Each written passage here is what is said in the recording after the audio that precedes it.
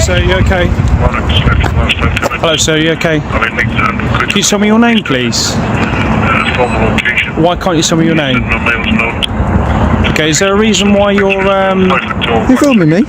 Is there a reason why you're filming? Are you filming me? Yeah, I am, sir. Yeah, well, tell me that you're filming me. Yeah. Introduce yourself properly. Okay. Go on then. No, I'm just wondering why Introduce yourself properly. You gonna listen to me? No, I'm not. Unless you introduce yourself So properly. you're detained. Okay. For a stop search under Section 43 of the Terrorism Act. Okay. You're joking. What? You must be joking. My name's PC Harris. Hold on. What information have you got to call me a terrorist? So this is the legal bit. What information you got to call me a terrorist? What information have you got to call me a terrorist? I can't explain it until if you overtalk me. Okay.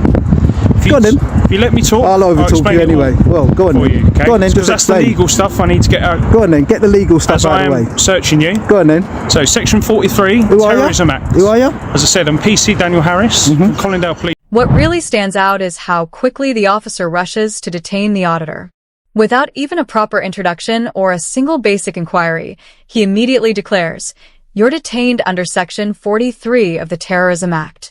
That kind of haste shatters fundamental policing standards. It gives the impression his decision was made before he'd gathered any facts, a clear display of bias rather than lawful enforcement. Section 43 requires genuine, reasonable suspicion of terrorism. Simply filming a building at a public event falls far short of that threshold. The officer should have taken time to gather information, explain his concerns, and calmly assess the situation before escalating. The reason I'm searching you, the reason I am going to search you, is because we've been called here by people in security. Yeah. You're filming a significant parade today for the Metropolitan Police Service. It's a public parade. You're also filming buildings. Is it a public parade? You're also filming buildings. It's a public parade, yeah? And I'm on a public pavement, yeah? Security cameras and gates. Okay, I'm on a public pavement as well. So for that reason, Can't you film in public? Sorry? Can you film in public? Yeah, you can film in public. Cheers. Well, that's what I'm doing. However, you are... And you didn't come and ask me anything. You just come up to me and detain me under a terrorist act. But you haven't... No, but you're supposed to question me and ask me why I'm here. So you're just going to... Just because... Well, filming in public is not a crime. I told you why. Filming in public is not a crime. I'm going to search you now, sir. Go on then. Okay, you are entitled... Right. No. I'm going to put it down. I'll put it down on the floor there, sir. Smart policing begins with dialogue, observing carefully, asking questions, and gathering facts before jumping to enforcement. In this case, the officer skipped that essential step and went straight to detention, closing the door on what could have been a simple conversation. A short exchange of questions and answers would likely have cleared up any concerns without restraints.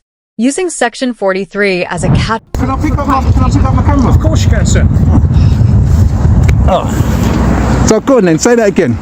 I'm alright, thank you. You're not going to listen to me anyway. Oh, no, I've got you on camera now. Now I can I've been rewind on camera it. the whole time. You've had it down there. Now I can rewind it again. Yeah, so... I can't remember. Yeah? Oh, you can't? Yeah? Oh, that's bad being a police officer. So when you go to court and the judge asks you for stuff, you'll turn around and say, oh, I can't remember, seconds after trying to give it all the big one. You must be a really corrupt police officer. You can't remember 2 seconds after saying something, yeah? Is that what you are as a police officer? You are a joker. Do you agree with me or don't you agree with me? I'm just coming to assist. Look, well, I'm just asking you a question, whether you're assisting or not. You're here. Out later. Yeah, I'm just saying. You heard what he said. You've been standing there, and he said that he stopped me under. No, you just heard what he said just then. I heard Come on. 43 of the terrorism. No, you heard him say that they've said that I've been here before. Yeah. Yeah. And is that a crime? Being here before filming? Do you think I should be stopped under Section 43? I don't know why he stopped you under Section 43. Okay. You'll have to ask him. Oh, well, he's not making much sense because he's already illegally detained me. Watch how quickly the officer jumps into action. No introduction, no questions. Just straight to you're detained under Section 43 of the Terrorism Act. He bypasses the most basic steps of policing, gathering facts and starting with a calm conversation. Good policing begins with dialogue, not an instant detention. Section 43 is meant for genuine terror threats, not someone openly filming a building. If there truly had been a danger, every officer present would have clearly explained the grounds. Instead, even his own partner looks confused, proof there was no shared, credible suspicion. This wasn't evidence-based policing. It was impulse. Display. Sorry? His number's not on full display. I It can't. is on full display. You can see Have a his look. number on Have a his look. shoulder. Have a look. I can see it right now. No, you can't. 3620. No, that's because you know him. It's right there. Yeah. Well, I'm not looking there, am I? I'm not looking there. I'm looking here. I'm looking here. Don't Look. get too close, please. Oh, don't get too close. Why not? Because You it's was my close and business. personal. I'm just trying to write this out. I'm Threatening? writing you a letter I've thing got right a now. camera. Is that a threatening thing? You don't know what, like, Well, I'm looks telling threatening you, to I different am not people. threatening anybody. Okay, right. Okay? You've got it written down on a piece of paper. But I'm telling you, I cannot see it. Okay, well, maybe you should get some glasses then. Oh, you're being discriminative So now. I've got a couple of. Are you being discriminative? What do you being discriminative? But I should get some glasses. No, don't tell me I should get glasses. Just Don't, oh my God, He's me written your either. slip now. Don't start getting. A shoulder number is like a police officer's name tag. It's the key to accountability when someone feels they've been wronged.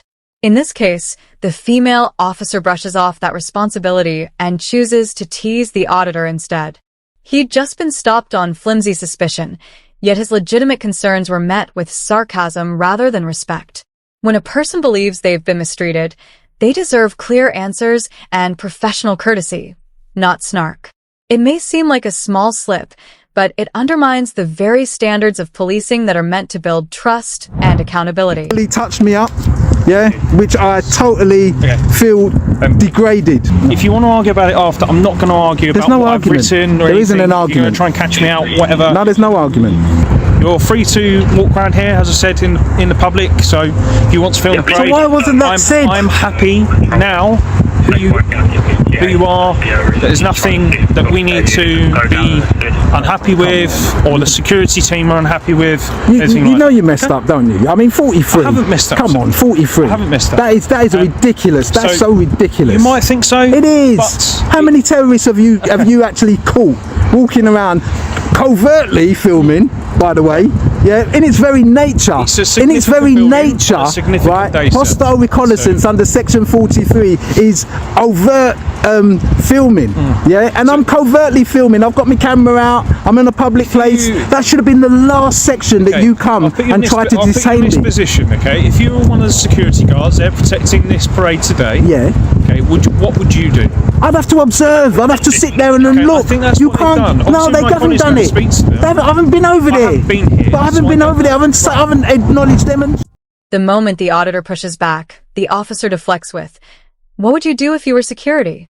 That response shows he's echoing someone else's unease rather than exercising his own judgment. A guard's discomfort with filming does not automatically equal reasonable suspicion of terrorism under Section 43. Real policing means assessing the facts independently, not rubber-stamping third-party concerns. Relying solely on a security tip highlights a serious gap in both training and critical thinking. I've been here about a minute and you came a minute after. I didn't go over there. They didn't see what I was doing. They saw me filming, which I'm lawfully able to film, yeah, legally. So they shouldn't be doing anything. As I said to you, Security isn't there to get you're- people you're- detained under Section 43. As I said, you are perfectly right in saying you can film, and that's not a problem. Yeah, It's not so a that's what problem. they should have been told. Why have you come and you've literally come, as I've said, you've defiled me, you've searched me, you searched under me groin and everything like that, yeah? Search the belt line, sir. Well, did you search my legs? Yeah, I did search Well, your that's legs. under me groin. Okay. Anyway, right? And I feel humiliated about that because Well, I've done I apologise nothing if wrong. you feel humiliated. I don't want to make you feel humiliated. And if I did do that, then I apologise. As I say, if you wish to complain, No, but by it's all- detaining I've me- given you all the reference numbers that you need. As I say, the full form is going to be completed as soon as I get back to the police station. So if you want to complain about it, by all means do. It's literally coming up to me. And although you might said that I was being evasive or whatever the word you Evasive, used, sir. evasive, Evasive. yeah, right? Do I have to answer any of your questions? Sorry? Do I have to answer any of your questions? You don't have to. It's your Okay, opinion. You okay, don't- It's no, the but- same with the name and address, sir. You haven't given me your name and But I address. don't have to. That's fine. No, but and I haven't questioned By you about law, that. do I have to? But I haven't No, questioned but I'm you about asking that, you, have I? by law, do I have you to haven't- answer you? You've not given me your name and address, which is fine. It's absolutely fine. I will still. So why didn't you just continue it that way? You shouldn't be doing this, or you can be doing this. I mean, I'm legally, lawfully able to film, yeah? Regardless of I want to answer you or not. That's my prerogative. This is England. Yeah, as I said, you can film. I've got no issue. Yeah, but that's what you should have come along in the very beginning. I should not have been detained. You're not understanding what I'm saying. You've come along, right, right, with the simple fact of detaining me under Section 43. No, there's more yeah, than that, because, sir. well, Right, how long 'cause did you I take need- to I need try to- to I need- establish whether Section 43 was... How long would you need? Well, more than what you done. You was there for about a minute, if that, trying to get me to say something. I was asking you questions. And then I asked you if you're were filming here, me, what right? your name And then was, and then what's your you should have been. Yeah, intentions. but I was asking you several questions. what's my name was and what's my intentions? Yeah, and why- but why do you I were have to here? do I have to tell you that? When the auditor asked, "How long did it take you to form that suspicion under Section 43?" the officer snapped back, "How long would you need?" That defensive reply speaks volumes. It reveals the detention was ordered without facts, context, or genuine assessment.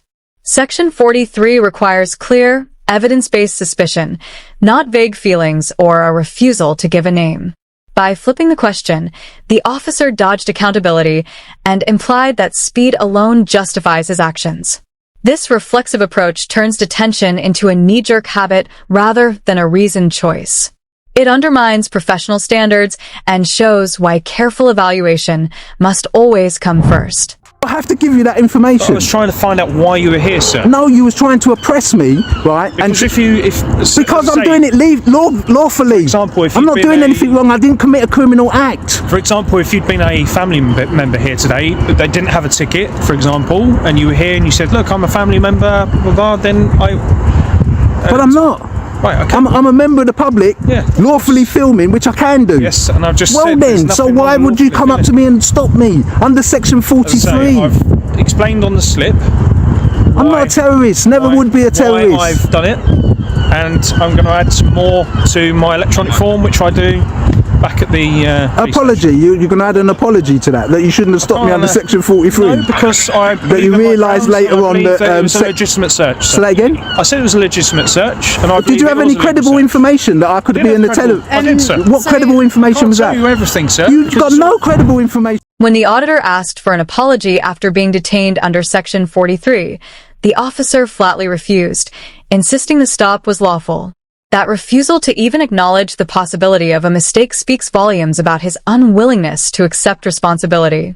When pressed for a clear reason, he brushed it off with, "I can't tell you everything." A textbook deflection that highlights the lack of genuine grounds. Instead of explaining his decision, he doubled down, sending the message that questioning his actions was a threat to his authority. But real accountability requires transparency, not evasive excuses. Any credible information you could have known about me is that I was out here filming. You wouldn't know me from Adam. No, there's a little bit more than that. I can't go into it. As I say, you wish to complain. There's you've got no everything you more need. to it. Anyway, And sir, the security are have a good aware day. that you're filming. They'll Stop being discriminative and stop telling people to wear glasses. So, Right, nice to meet yeah. you. Take care. Thank you. Today's encounter was marked by rushed judgments and critical missteps. From the outset, the lead officer detained the auditor under Section 43 without gathering facts or context, a shortcut that turned policing into a show of power rather than a service of protection. When asked for justification, he simply shrugged and replied, "I can't tell you everything," a response that revealed the stop had no solid foundation. At the same time, the female officer dodged accountability by mocking concerns about her shoulder number instead of addressing them respectfully. Her sarcasm only fueled tensions, demonstrating how a lack of empathy erodes public trust. Even the supporting officer admitted he didn't understand the initial detention, a clear sign this wasn't a coordinated response to a genuine threat, but an overreach of authority. In the end, security themselves confirmed the auditor had every right to film, exposing how quickly proper procedure was discarded. This case underscores a simple truth. Effective policing relies on clear communication, careful assessment, and respect for people's rights. Skip those steps, and public safety becomes a guessing game where everyone loses.